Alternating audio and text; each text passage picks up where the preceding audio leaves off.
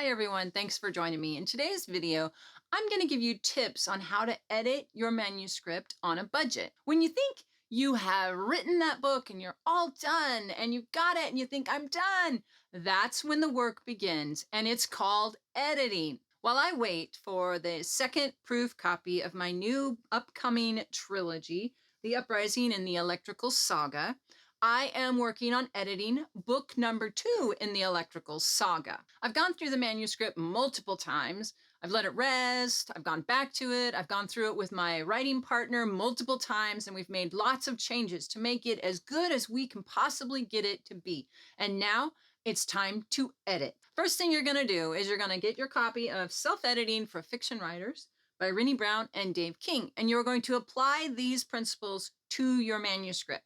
I will put a link in the description so you can grab your copy and work your way through it with this and your manuscript. Once you've done that, you're going to get rid of unnecessary words. And I'm going to give you 4 examples of unnecessary words. There's a lot more, but these are just some examples of what I'm talking about.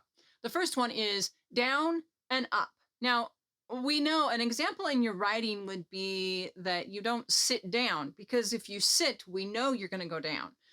So instead of saying sit down, just say sit. Remove down, eliminate it.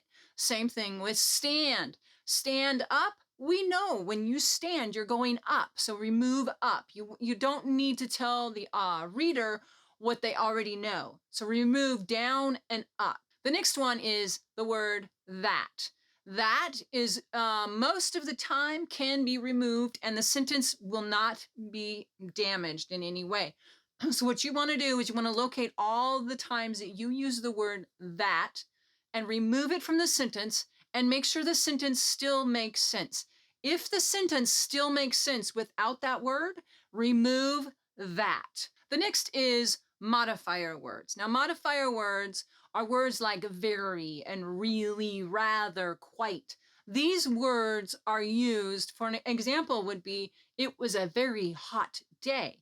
That's not the strongest word usage that you can do. Anytime you use a modifier word, look at what would be the strongest word. So for in my example, a stronger word would be, it was a scorching day. And one more example of an unnecessary word is the word just.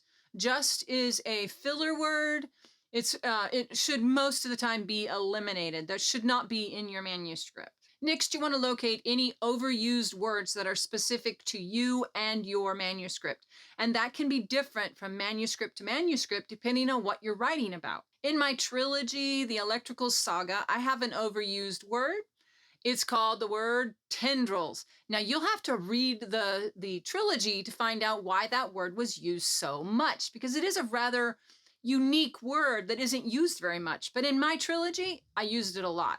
And so what I had to do is I had to go through all 3 books and locate every time I used the word tendrils and replace it so that it wasn't used on every page. That's just not a good thing.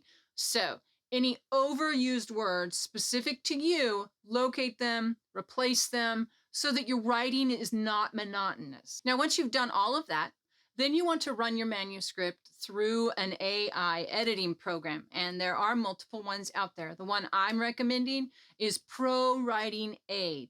I'm going to put a link in the description so you can grab your copy. I do recommend the paid version. It is not very expensive.